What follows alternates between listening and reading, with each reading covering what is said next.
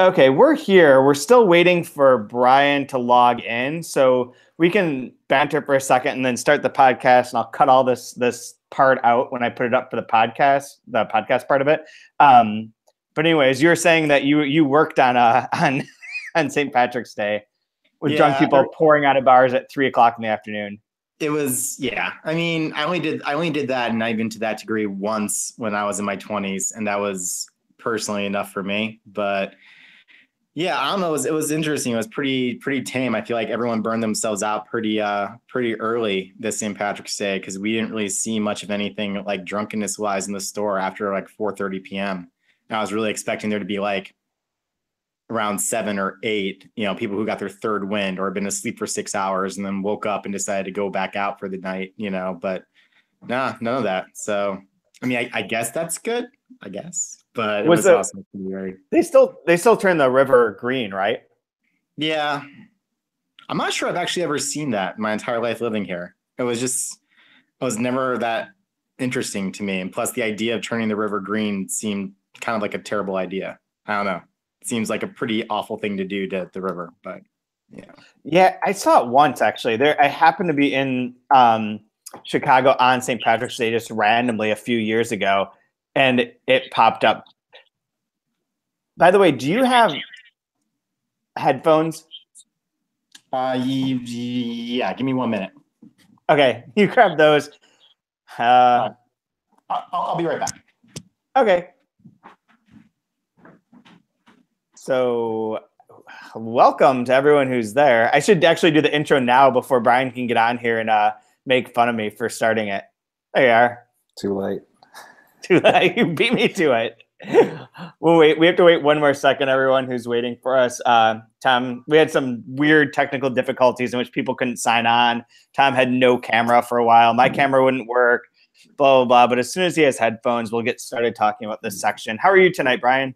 Good. I blame it on the solar flare. I've heard there's solar flares. So my entire NISCA grant got deleted 3 times today when my computer crashed. So I'll believe that. Yeah, I'm super calm about it. I didn't get upset at all.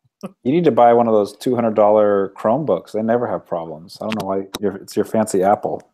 I think it's So we're solar flares, all solar flares. Yeah. So my computer is 10 years old. Can y'all hear me?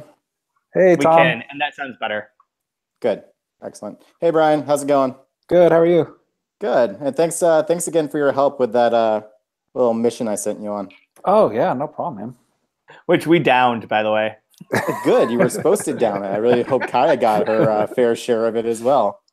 She got this much, and then she was like, I think I'm going to have a headache, and my whole body's going to fall apart. So yeah, I think much, she had...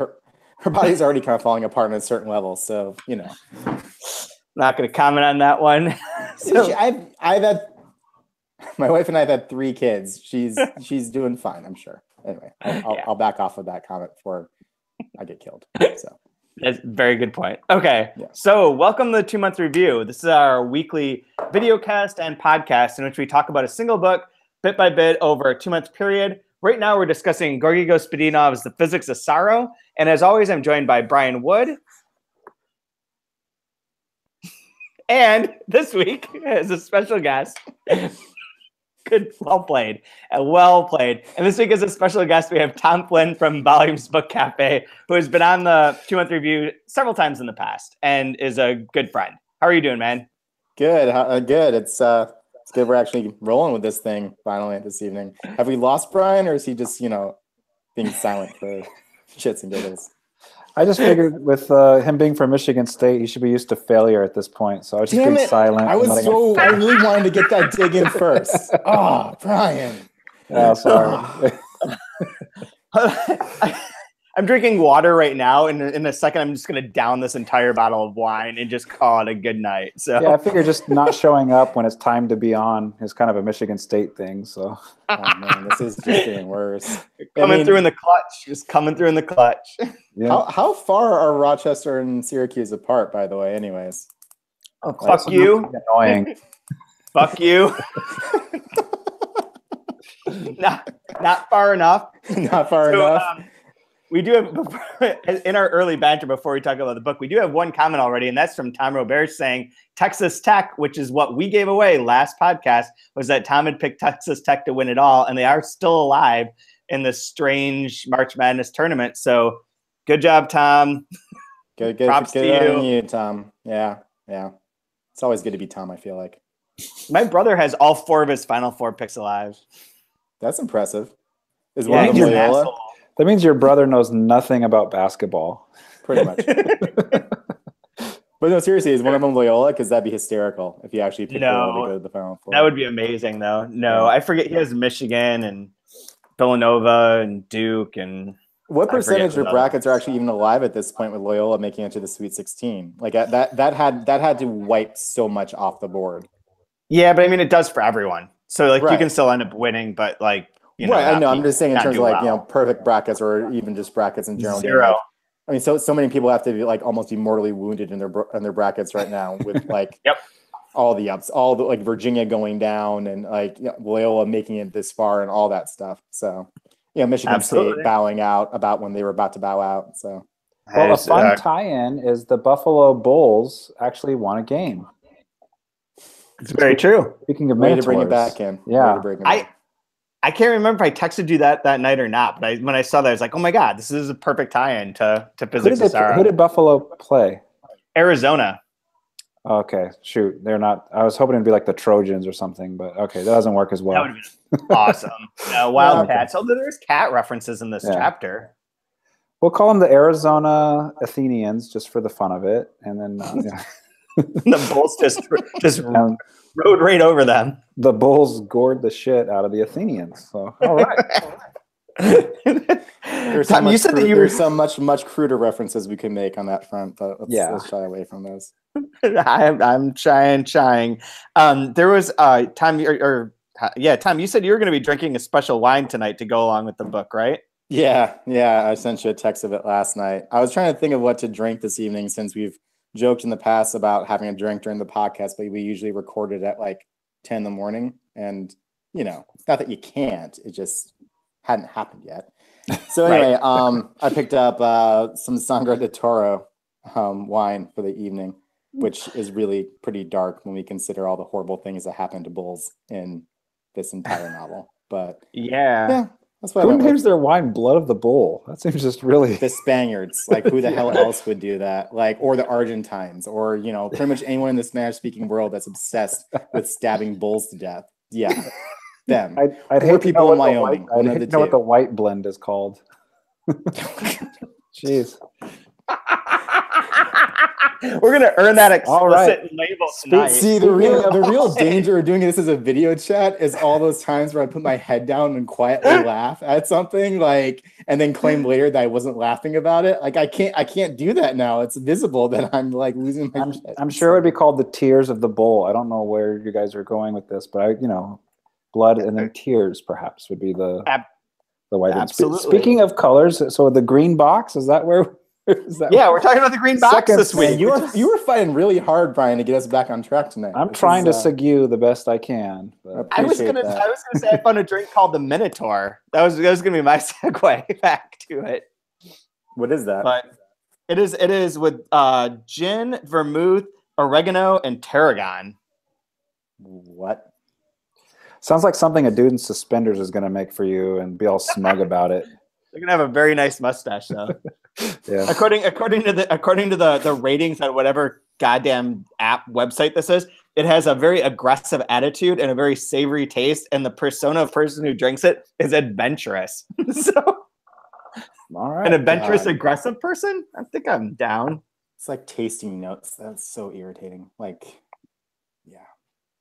yeah. The person who drinks this is very much into pomp and circumstance. What does that even mean? Like, what is that? I mean, anyway.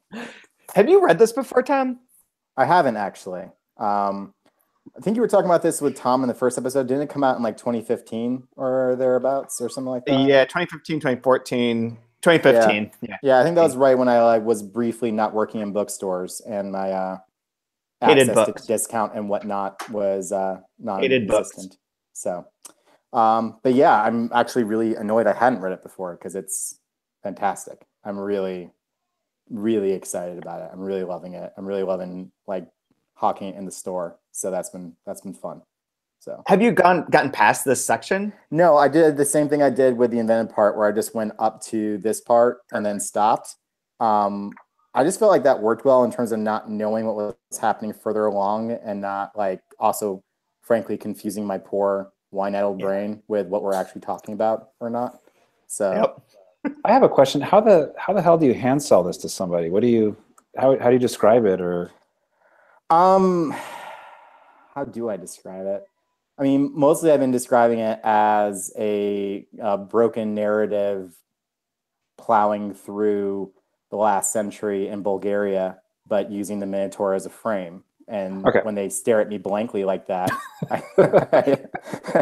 I then launch into it's, beautifully written, incredibly funny. Like all the things I just said to you shouldn't actually translate to a really funny, really generous novel, but it does. Like, I mean, it's really quite amazing in that respect, I think.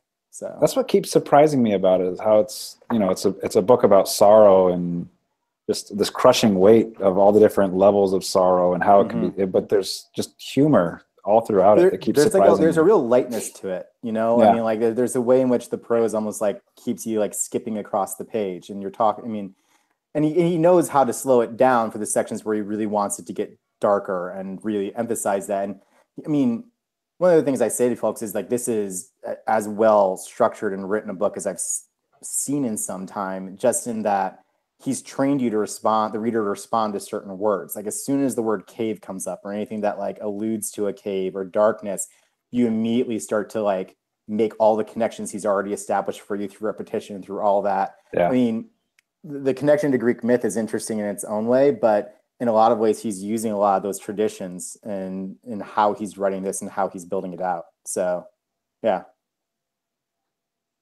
Completely makes sense to me. I completely agree. This is one book that when we're talking about it and for this series, in the past, like I've usually tried to recap each chapter as we go along or each section. And it sort of worked, even with Mercy Rodoredas with Death in Spring, there's at least something that sort of like was a through line. And in this book, this is a lot harder. This is a lot harder. I was thinking about it with this section, that it's almost like these are very thematic and they're like almost meditations or parts of his labyrinth or of the text itself that are being built out that aren't necessarily, because they're not linear, because they're not just like one little story. It's kind of hard to summarize them. So I wasn't even going to try it this week, unless one of you can. It's like, you know what? Not only can I not do it, I'm just going to make an excuse for why it's not possible. I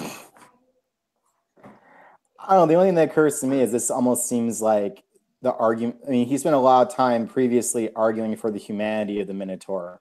And this is the section where he's really aiming at the animal side of the Minotaur and how it is worthy of a level of respect or care, or doesn't deserve to be killed and whatnot. And so there is, I'm not sure how well that holds up or not, but if there is a thematic element to it, it might be that.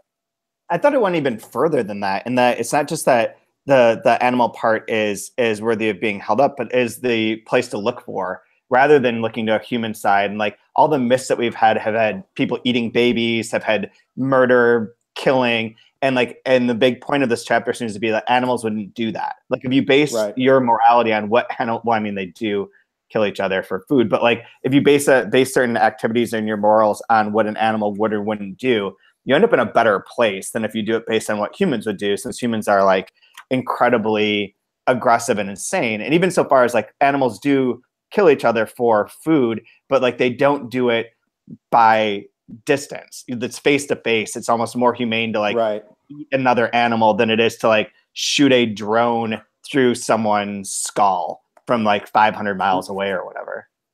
Right, and you're right. That's exactly how he starts it off, with discussing how the change in warfare among humans. I mean, bringing Kennedy into it, and what was the precise line there? Something about the full stop of the bullet, which arrives before the first word of the sentence, and juxtaposing that with Theseus having to actually touch the Minotaur and look him in the face as he kills him. And then the next section in the chapter is no animal would do that, discussing slaughterhouses and all that, which is, I think that very much supports your argument, Chad. Good. I'll take that. You know what? I feel like you needed the win. I feel like you really needed a win. Just like I made a basket. I went 1 for 14. Basket. I mean, you're like 1 for 2 right now. That's way better than that 0 for 13 stretch y'all had. And that will be my last MSU joke before you show up in Chicago in a month's time, and like before you say anything, you punch me. So pour Malort down your throat. Please don't. But that's also like related to to the jokes about the Spanish and the wine, like the bullfighting situation. That is bullfights are very intense, obviously, but there is like the hand-to-hand aspect of it, which is being contrasted here with the remoteness of an impersonal nature of like a modern war with weapons that are designed to kill from afar. I guess but he does go right at the whole bullfighting thing in this section too, right? I'm not misremembering that. I mean, like where the bull that jumps into the crowd, and he says that, like, you know, thought it was back in the labyrinth, and if the labyrinth was there, then its mother needs to be nearby, and this whole movement back and forth of that really, and ultimately, like let me see if I can find that. It's the very first part, and it is very much that, and looking for his mother. That he's trying to escape to find his mother and to find within the what you call it, the labyrinth, which is the I want to say Colosseum, but I don't think they use the word Colosseum. Amphitheater, I guess. But then there's a bit where they he changes like the cry of the bull from being like the moo to mom, which is a nice little twist there too. Yeah, the one of the parts. The labyrinth, the amphitheater catches that cry, ricochets it between the walls of its corridors, diverts it down the dead ends, cuts it off, and sends it back slightly disordered to the labyrinth of the human ear, like an endless moo. Yeah. Which is misheard as a mom, or could have been misheard as mom. It was misheard as moo when it was a mom. And then it goes right into that section about like without seeing his killer's face, and talking about the general history of murder and the idea of being able to kill. And say things like in the face of death, but we don't see that. This is much more at a distance, and that's where you get into that an animal wouldn't do that. Right. And there's a part that like on 155 is a section that I sort of like honed in on of the animal and me. So here's the new moral law, side by side with the starry sky above me. The basic question, the litmus test, the divider between good and evil. Could what I've thought up be done by an animal? Step inside the skin of your favorite animal and find out. If it wouldn't do it, then you shouldn't do it either, or you'll be committing a mortal sin, a sin against nature. All sins have already been committed, but at least the boundary of the natural remains. And then it talks about all that crazy slaughter of livestock, which is, I assume, pretty much verbatim, and reminded me immediately of, have you ever seen Errol Morris's First Person? No. It was a short-lived, I mean, I don't know if it was short-lived, but it was like a series that was on IFC back in the day, back like 10 years ago, maybe a little bit more, where it was Errol Morris like doing half-hour sort of features and just interviewing one person. And I think the very first episode, if not the first and the second, was about a woman who is like had autism and created like a more peaceful way for cows to be slaughtered, because she was like very concerned working on this, like, I don't know how she was born on like a farm or whatever it was, but helped like design like the way that cows are slaughtered now, where they're kept in like little chambers where they have to walk around, so they feel comfort because they're closed in and they're not like exposed, and then they're suddenly killed when they're like at their most peaceful. They made a movie about that with the $1 Million Baby lady. What was her name? Oh, really? Yeah. Yes. Where she plays that lady. Which, it's a weird moral of the story. So I'm supposed to get behind this. She's the hero. We're still going to kill him. We'll just do it more humanely. Just being nicer about it. It'll make the meat taste better. She's a champion for making meat taste better. Yeah, you don't want all that fear and panic to be in the blood of the beast. Then you're going to eat it. Oh, it's all It's just being passed along. I mean, that is one of the things they keep saying in here. It keeps repeating. Well, I mean, it's true. I mean, there are whole ways they go about killing fish now to like shut down the nervous system faster. So because it'll alter the color of the muscle of the fish if you don't. Basically, they do a thing, or there's at least one type of fish. This is like a thing I saw in like Bourdain one time, where they pretty much like pull it out of the water and then immediately jam a metal rod down its spine to instantly shut down all connectivity. And that makes the meat better. Like it tastes better, it has a better color, it has all those things. But like the creepy part about that is how much trial and error do you go through to figure that out? Like, yeah, that took some dealing to figure precisely how to do that. And yeah, I mean, and I think he pushes that point in this chapter where, you know, going towards vegetarianism and discussing that, you know, the vegetarian man-eater, which was interesting. which was pretty funny too. Yeah. I mean, it's all, that's like, it's not even like it's a morbid joke. It's just generally funny how he goes about doing a lot of this. But yeah, it's also pretty intense and pretty. Yeah, it makes you wonder, wouldn't it be like very hypocritical if a veterinarian eats meat? I mean, it's an interesting question to like parse out a little bit. Yeah, like you're gonna fix my pet rabbit, and then tonight you're gonna have, you know, Hassenpfeffer or something. Like, wait a second, that's not right. I mean, yeah. I mean, there is a little bit of an element of that, but at the same time, like my father-in-law was a teacher for a long time, and then took his retirement and went and worked on a hog farm, and he would give the hogs all their shots and do all those things. And then part of his bonus each year was to pick, I think, 1 or 2 of the hogs out, and those were his. And he got the meat and got the sausage and got all that. And when I started dating my wife, she didn't want any part of it, but he thought I would like it, and I did.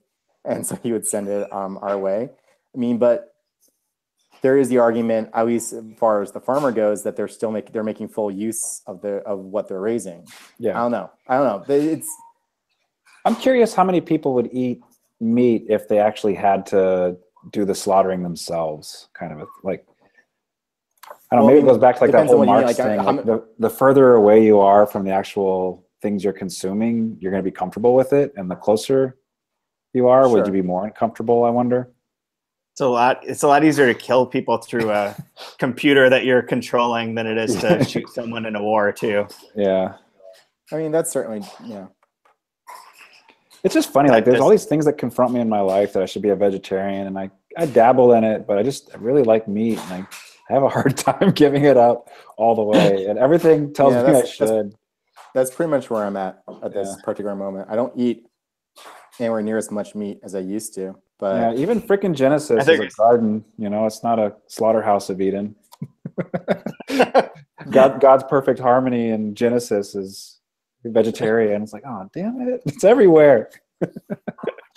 No, but the Genesis doesn't outright say that that's the case.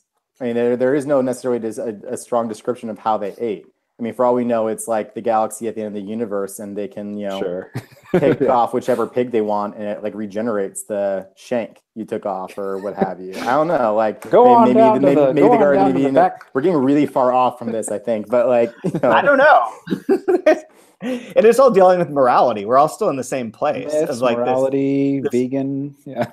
Well, it's also a function of like what are humans in this context. I mean, we are. Because of a lot of the things that we do, we very much set ourselves apart from what would be considered natural order. Mm-hmm. But does that mean that we're no longer part of it? Does that mean we are omnivorous? I mean, that is also, I mean, we can choose at this juncture, we can certainly choose not to be.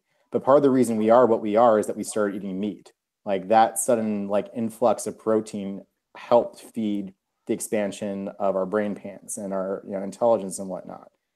But yeah, we can choose to walk away from that now, and a lot of people do. I don't know. And then they start saying things like dinosaurs were pets of giant humans. Yeah, I gotta tell you that a lot of the vegans and flat earthers I run into on an occasional basis drive me. It makes it easier to have a steak at night. I'll say that. Out of curiosity, and maybe some of the listeners as well, have you guys all eaten oysters before? Yep. There's actually, I was going to mention this, Chad, there's a place down the block from the store that does really good oysters that we should hit when you and Rodrigo are in town. Oh my God. I'm not an oyster fan, but I've had oysters before. You might be after this. I don't like seafood stuff at all, generally. Yeah, I'll eat mussels. It was funny because I love oysters, and then there's great. mussels. There's obviously the fantastic description of the oyster in this book. Yeah, it's pretty unnerving. I was actually thinking about writing that section out and just handing it to the bartenders at this restaurant, and just seeing whether they serve me anymore or not. They should make an oyster shooter and call it a Kronos. Wouldn't that be a cool thing to have on the menu, though? A Kronos? Yeah. I'd order that just for the name. Yeah. Sounds pretty cool. A Chrono shooter. Going back. God, it sounds awful when you say it out loud. A Chrono shooter. Oh, God.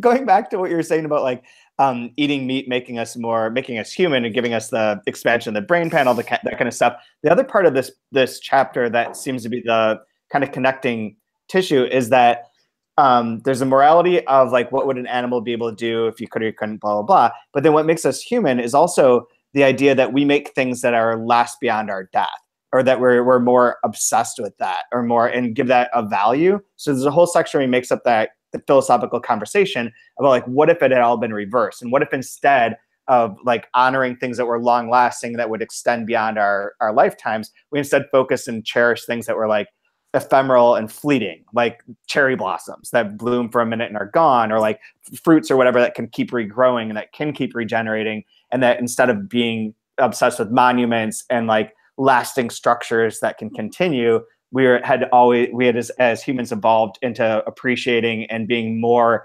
involved with like the short-term things, the things that will go away, which does seem to be ties into that idea. Like animals have some stability, but not entirely.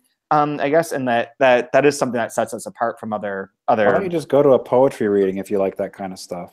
Because to me, it's like you're just describing poetry. It's true. The cherry blossoms. It took me 10 years to write this stinking poem about a cherry blossom, but I got it perfect. Like a haiku. And then you write it, and it only exists as one, and you read it, and then light it on fire, and it goes away forever and enters into the brain pan of the universe. But you hold it as it burns, so that all you have is like the little edges, as like a gust of wind lifts the ashes up into the air, which you then inhale. I did circle this thing on page 170. Page 173. Oh dear. That's a very inside joke. Oh, but real quick, sorry to cut you off, Bren. The Socratic part, the Socratic dialogue thing, part of what I loved about that was as a callback to like 50 pages earlier when he's talking about the novel being a mission, like Gospodinov saying that he doesn't want his novel to be Aryan. He wants hexameters. He wants Socratic dialogues. He wants all this stuff.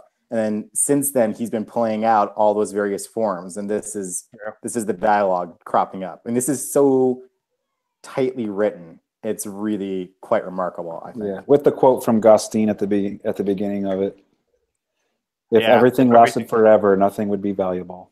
Yep. Oh. I disagree. But the last part of that, there's a list of things that are perishable that he goes through. And then on middle of 173, it says, a perishable, shriveling, rotting, deteriorating, and thus wonderful world.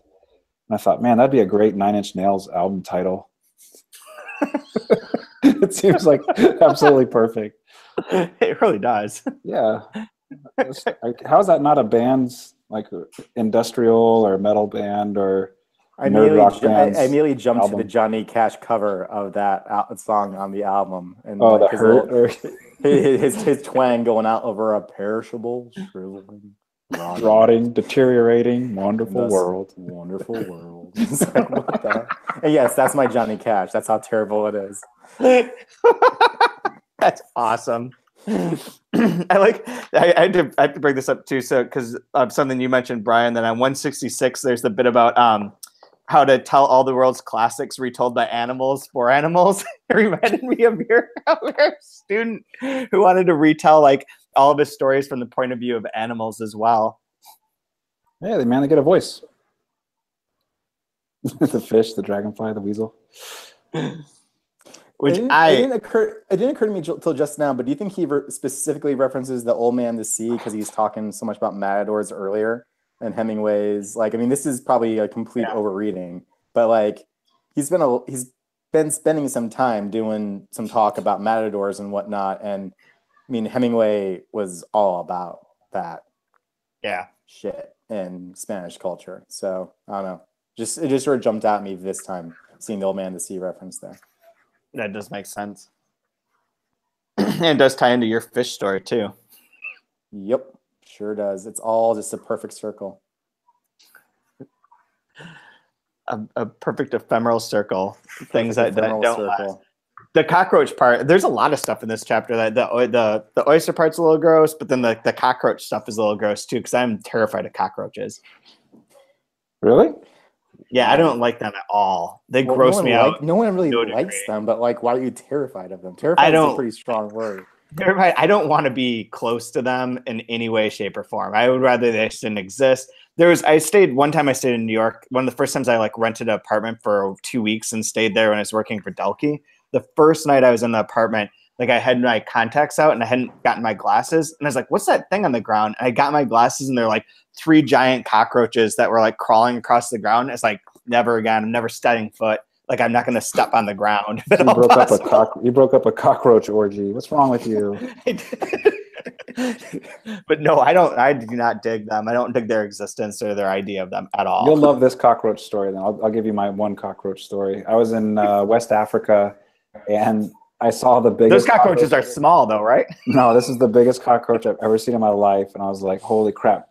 I took a picture of it, and it didn't look very big in the picture. So I put down one of those like thick pieces of gum, like the 18-pack of Wrigley gum on the ground. Yeah.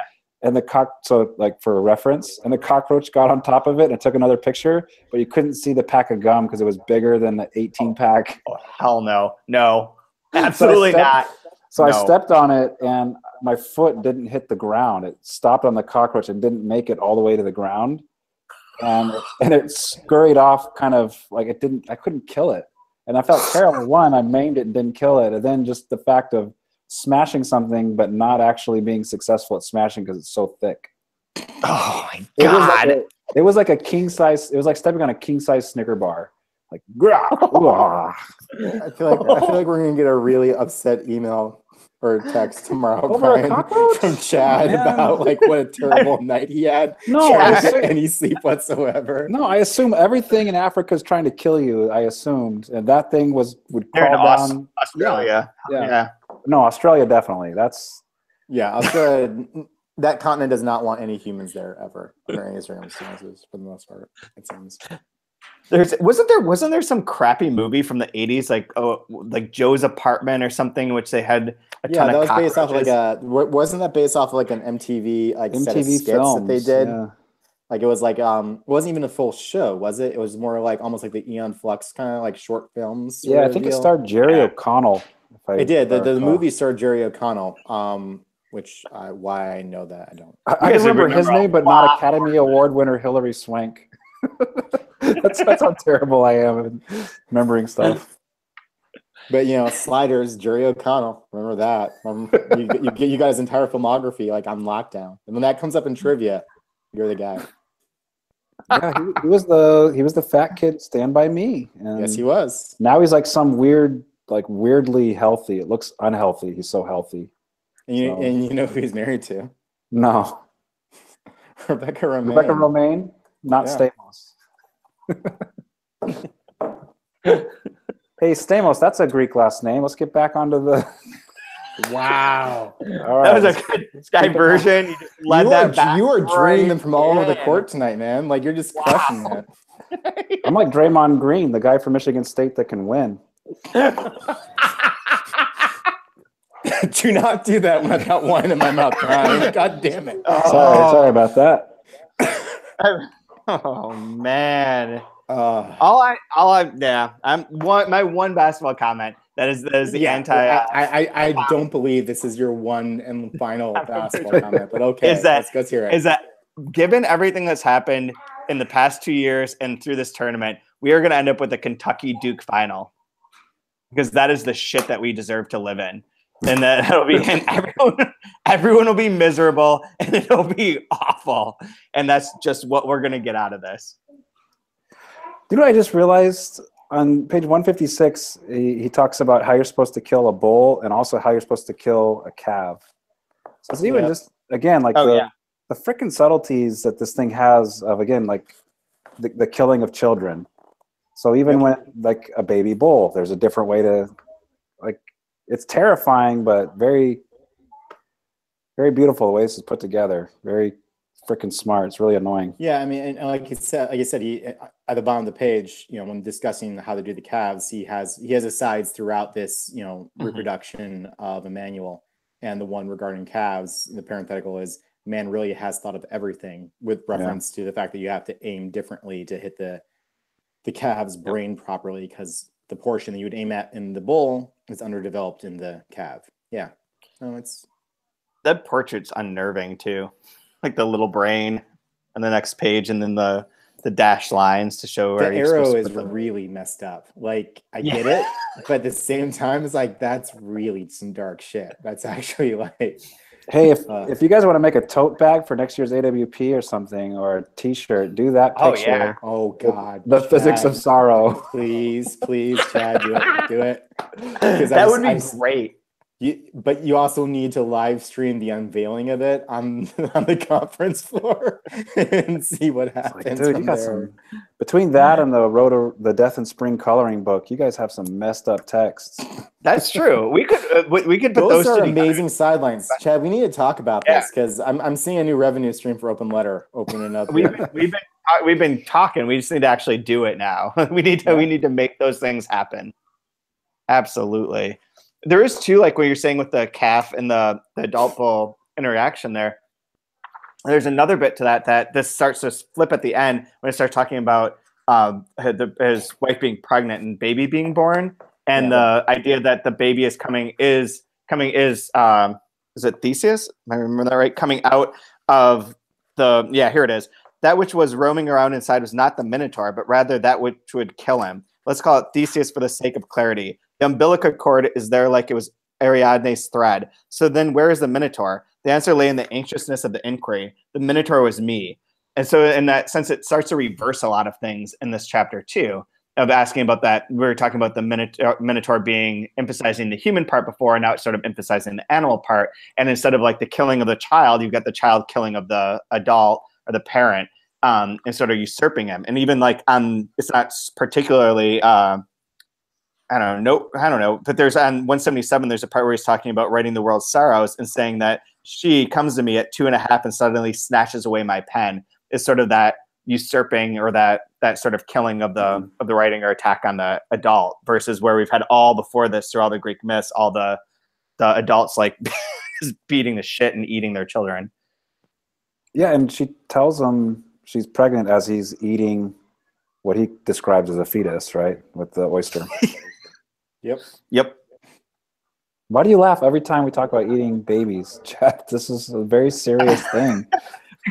Because ever since we said that, ever since we talked about it, the whole time that Alex said, holding him, I was like, oh, I just want to eat up your little fingers or eat up your little toes. And people say it constantly. It's now I just amazing, isn't it? Notice how much conversation to children is like based around consumption.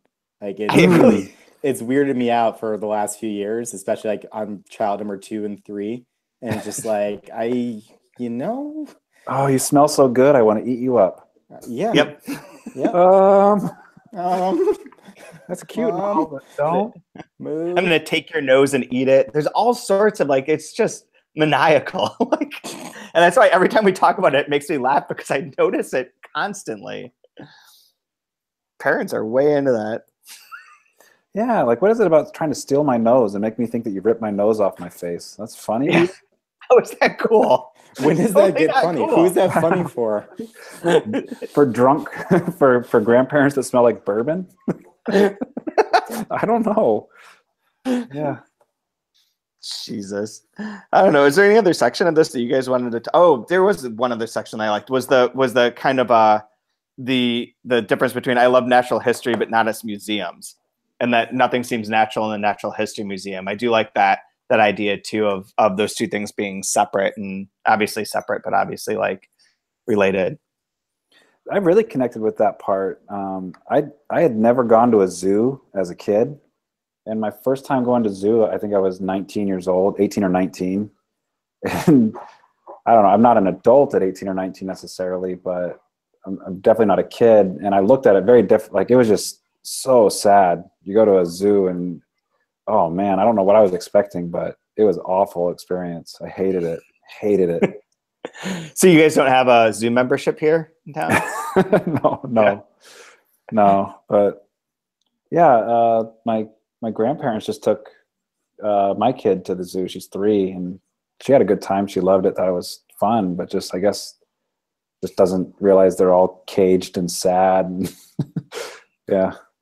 We went to a cool zoo in Valencia, actually, that was like not called a zoo. It was like a biopark where it was based around the idea that they had like a huge amount of land and that you were stuck on the paths through like the different aspects of it. So the animals could technically like roam in between, but really didn't. I don't know if they actually could in the end, or if there's ways that they were blocked off from one another, but it seemed like they could, but they stayed within their sort of natural habitat, and you were sort of the visitor through their part rather than seeing them in cages. You were the one that was caged, which is really, just an inverse. It's really the same thing. It doesn't make any difference. It makes you feel better, but it's the same fucking thing, right? But it was pretty cool. Like when they have those prisons that are actually those tent camps where they work. It's not a prison. No, they're sleeping in cots. There's no bars. But if you try to leave out, they'll fucking kill you. Same thing.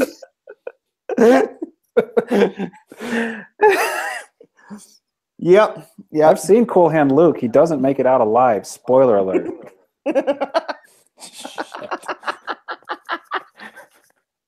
Not a zoo. It's still a prison. It's still sad. Fair enough. Yeah. No, while we're there, I put a box around that one of those parts, and it was one of my favorite sections. I just thought it was very sad and very funny, kind of, that modern style that Gospodinov seems to have. It's on 163. It says, during World War II and the period between 1940 and 1944, in air raids on European museums, 17 dinosaur skeletons were destroyed. I can clearly picture those double murders, the crushed dead bones, the toppling of these Eiffel Towers of ribs and vertebrae. No animal would do that. To kill someone who had already been dead for millions of years all over again, to reawaken that prehistoric horror in the black box of its skull. That part's awesome. That's really heavy and sad, but there's something kind of, like, it's laughable when you think about, like, oh, they're blowing up dinosaur bones. Like, what the hell is wrong with people, right? Like, yeah. But it relates to the part where it's like there's no one's ever, the next section, I guess. Actually, has anyone ever counted the bodies of animals killed during wartime? Which is true. This is going back to, in the intricacy of how this is plotted, the ending of the last section that we talked about had the whole thing about 2,000 dead blackbirds falling from the sky. Right. And on the coast of England. All the signs of the end of the world. Yeah. Yeah, exactly. Bees. Oh, God. And then the title of this section that we're reading from is Anti-Anthropocentric Notes, which is also, like, again, outside of the human world, the human age. That's interesting. It is very well put together. And this is a book that just does grow. Each of those layers sort of builds on top of it because you create those connections, and you set forth this sort of the main ideas, the pillars on which to build this book. And then each one of these new sections kind of adds to that or refers back to those different things and plays with those ideas. And I think that's why it's really ripe for being reread or re-talked about in this way. Well, I would also say, Chad, this is not the only one of the books that we've done on this review that's like that. I mean, you guys tend to put out books that do precisely that. They reward rereads and, revisits and all that. Like, you see things that you don't see the first time around. And I mean, good on you. You've got good taste. We just have to, we just have to convince everyone that you have to read every book twice. But they have to buy if you buy it, we'll do it in different cover. Well, pull my Blue Heaven. I might want to read it 5 times. Yeah. What was the Pavich book, Dictionary of the Khazars, that has the male version and the female version? You guys remember this or seen this? It's called. I remember hearing about it. I don't think I've actually ever seen it myself, but like, I could grab it, but it's over in the other room. But yeah, there's a male version and a female version of the book, and they're printed separately that are different. And I guess there's really like a few differences, but most of it is based on one paragraph. And I think it's changes the point of view of that one paragraph. So depending on which version you read, you have a totally different relationship to that crucial part of the book. And that way, yeah, and people have to buy two. You have to figure out what the difference is, right? That's how you should have, was it the, was it, I'm blanking on it. You guys published one that is the Canvas. Which one? Yeah. The Canvas. Yes. That's how you should have sold it. You can read it either side. Yeah, although it would be two different books then. I mean, the great part of that was that you had to start on one side or the other, and depending on whatever you started at would taint the way that you read that book. And you could read it all one side and then flip it over and read the other person's perspective or go back and forth. But no matter what choice you made, that would alter the way that you thought of the book as a whole. Yeah, but all I'm saying is you could have sold it twice. Yeah, we could have. If we could have sold it once, choose your own adventure in translated literature format. we got a pitch for a book exactly like that the other week, by the way. When I was a kid, the first time I read a Choose Your Own Adventure, I didn't know how they worked, and I just read it straight through. It was. I thought like novels are fucking weird. I'm like, man, I know I have bad reading comprehension according to my testing, but boy, this is really bad. I have no idea what's going on. It was a book I bought off of one of those bookmobiles, where they come to your school and get you all excited about books, and it was about Batman. And like in 1 minute he was trying to find the Riddler, and then the next page, like Two-Face is in jail, and I'm like, I don't know what's going on at all. None of this makes sense. It's like a mystery inside of an enigma around a box. I was like poetry. Yeah, I was probably 24, I think, when I. Oh, before I forget to mention it, Chad, this is the second time that I've been on this that we've been dealing with some really screwed up bull or cow or bovine animal of some type. So that's right. God, no, what the hell, man? Like, well, oh, that's right. He has a drink in here called the Green Cow. In this book. Really? Yeah, remember we were trying to come up with a drink for the Karma Crazy Green Cows? Yeah. And there was a drink in here last section that was called the Green Cow. It was like creme de menthe and something awful. But shit, yeah. It was because the drink they made. That's really fun. Page 112. We sat down, poured ourselves green cows, creme de menthe with milk. That sounds filthy. So we're gonna drink those when Rodrigo's in town. Yeah. That'll be the perfect. That'd be perfect. That's so funny. Like you keep getting bull sections, cow sections. Really, really excited about it. It's great. Just keep saying them. I'm really looking forward to like the next. I'm looking for the next one you pick, and you figure out how to get me. Yeah, there has to be more bull stuff. Can't even think of anything, but there must be. Someone did make a comment too, by the way, of a way that you can pitch this. Someone was talking to their 6-year-old, and their 6-year-old asked what they were reading, told them the title, and he talked about the bull on the cover. After that, all he landed on was, it's about a sad bull, like Ferdinand. So you can use that. Wow. There we go. I don't know what Ferdinand is. Is that a Ferdinand the Bull cartoon? No, it's a classic kids book. Yeah. Oh, see, I barely got through the Choose Your Own Adventure Batman book. So technically, Ferdinand predates that in the reading experience, but it's cool. I'm trying, man. I'm trying. You go either way you want. The struggle was real, Brian. I know. I'm just glad this one has pictures in it. It's keeping me.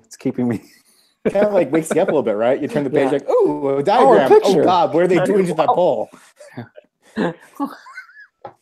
Oh my God. So I don't know. Do you guys have any other sections that you really wanted to touch upon? He does say that the narrator in this has size 12 feet and did step on things and kill them as well. So I'm not the only one that accidentally murdered things with their feet. So I feel I'll sleep okay tonight. He doesn't talk about giant cockroaches murdering though. Yeah, it's like one cockroach or 1 million ants. So I did the one. It's like the trolley problem. You saved 1 million ants by killing one big cockroach. Really made that choice. The trolley problem. It was a moral action. Yep. Would another animal have done it? Yeah, probably. They should kill all the cockroaches. You know what? Screw that. I was watching Blue Planet, and there was the stupid killer whale that it was a mama humpback whale and a baby humpback whale, and they carried their calves around for like 2+ years before they give birth, and like it's this poor little baby, and this pod of whales show up, and they start like stressing out the mom to separate the two, and then they jump on the baby to drown it, and they're like trying to like push it under the water, and the baby's trying to survive. And so they murder this baby, and then they only eat its tongue and part of its jawbone and let the rest of it just float away. So they don't even eat the whole thing. So animals suck too. They eat babies and do terrible things. It was so sad. I was like weeping, like, no, like Free Willy's killing a baby and like separating it from its mom and drowning it, and like it was so just mean in the way it did it. It was awful. Yeah, man. Killer whales are mean. Oh boy! You know what? Man. I'm glad you're dead, Shamu. Take that, and all the people that have your stuffed animals. Screw you guys, bunch of baby killers. I can't decide if that's how we should end the episode, or if we should spend like 2 minutes talking about something else as a palate cleanser, or what. You got to pick your favorite. You got to tell me your favorite line. But yeah, animals wouldn't right, do that. that. Yeah, they would. They'd drown babies and just eat the tongues, and that's it. Well, Shamu drowns babies. Can't trust Yeah. Shamu. Yeah. Never trust Shamu. Do you have a favorite line, Tom? Actually, if I could cheat, it's 3 lines at the end of the chapter. Okay. So I'm gonna cheat. Do it. It's God does not give language to newborns immediately, and that's no accident. They still know the secret of paradise, but they have no words for it. When they are given language, the secret has already been forgotten. I feel like teaching my son a crazy language that doesn't really exist. Yeah, I've considered that. It's a good idea, right? I mean, like I said, I considered it. I'm pretty confident my wife talked me out of it. Pretty confident someone's going to talk you out of it. So, you know. Hey, I'm trying, my friend, in dreams. I'm trying to speak a little. You could teach him an alternate history in which Michigan State has won every NCAA championship for the last 5 years. No, he's going to end up learning a wholly different language as I try and pronounce Latvian words incorrectly time again and never can remember any of them. So it'll happen by happenstance. But do you have a favorite line, Brian? I basically already read that passage. I really enjoyed the part about dead dinosaurs dying again because of the atrocities of mankind. The one that I marked. If I could throw one more on, I really do love that bullet line in the canyon section. And that one, just that image is just amazing. Absolutely amazing. It's funny. I was reading this book on grammar, and this guy says that we must think of the period as a full stop, and like with the bullet being a full stop. That made me think of that when I was reading that. Sure. Mine sort of ties together some of the things we've been talking about. It's on 162. Funny that socialism and vegetarianism don't go together, like yogurt and fish. I was looking for that when we were talking about fish earlier. Yeah. What I also love is that, like, in the midst of this whole that whole narrative about his father being a vegetarian and getting questioned and then getting pulled in front of the police and questioned and all that, that one line is a paragraph unto itself. In the midst of everything else, it's just this complete one-liner that he just throws in there. Just be like, screw it. Here's a one-liner, and then like continue the narrative. It's just so good, so good, masterful. It really is. So thanks everyone for joining in this week. And next week we're going to go over part 6, the story buyer, which goes from page 179 to I believe 200 exactly. Yeah, and we will be doing things a little bit different. We'll set up the YouTube live podcast bit, but it'll probably be Brian and I just talking for a few minutes because we're going to have to talk to the translator next week, Angela Rodell, at a different point in time. She lives in Bulgaria, and the time difference doesn't work well for this much at all. You don't want to talk to us at 5 in the morning? Come on. 4 in the morning, 3 in the morning. It's like it's all wrong. Like it's just wrong. So we're gonna try and do that separately. and they'll be part of the podcast. So everyone that's listening will be able to hear it there, but we may just talk a little bit about like a build up into that conversation. So stay tuned. We have it all set up. You'll still be able to have the link. You'll still be able to ask questions and make comments like you did this week, which thanks again. And I guess Go Texas Tech is, I suppose, a way to end this since Tom and on behalf of Tom Roberge. Otherwise, I don't have anything to say except that you can order the book through openletterbooks.org. And if you use the code 2month at checkout, you'll get 20% off. Or better yet, why don't you go to Volumes and buy it at Volumes, or go on Volumes website and buy it from Volumes? That's the way to do it. Fantastic. All across Get that. Get every book that we've covered on this series. Listen to the podcast. Tell your friends to listen to them. Rate them. And just buy a ton of books from Volumes this week. And if everyone should buy one book from you guys. Yeah, and if you're in the Chicagoland area, April 26th, we've got Rodrigo Frazan at Volumes. It'll be a great event. We're really looking forward to it. And with Rachel. With Rachel Kordaska. And if you are not in the Chicagoland area, you know someone who is. So tell them to show the hell up. You know, like, I don't know, this is the spiel I give at the start of most events. Like, if you want Open Letter to survive, if you want bookstores to survive, if you want choice in what you read to survive, occasionally you do have to buy a book from us. So like buy it from Chad, buy it from me, buy it from whomever. But, you know, if you're listening to this, I'm preaching to the choir, but these are the cliff notes to hit your next friend who, you know, raves about all the things they downloaded for a penny on their Kindle. That's all. Tell them to buy a book. If everyone listening to this podcast bought one book from Volumes this week, that would be spectacular. And yes, I would cry a little bit more than a little. There you go. Do it. Let's make Tom cry. I mean, it's not that hard, but you know, go for it. Let's see if you can make it happen. Do it. Watch okay. I'm ordering a book right now. Watch that baby get killed by a whale. You'll cry. I guarantee it. Bye. Wow. Bye, guys.